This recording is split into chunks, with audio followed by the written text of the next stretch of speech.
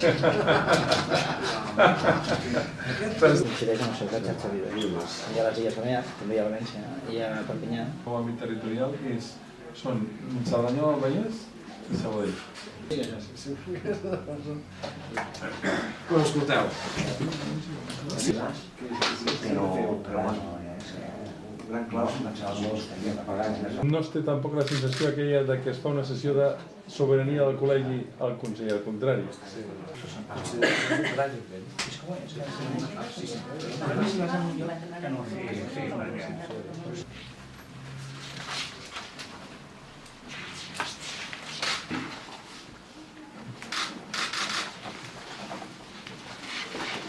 Us he de personal aquest, gràcies.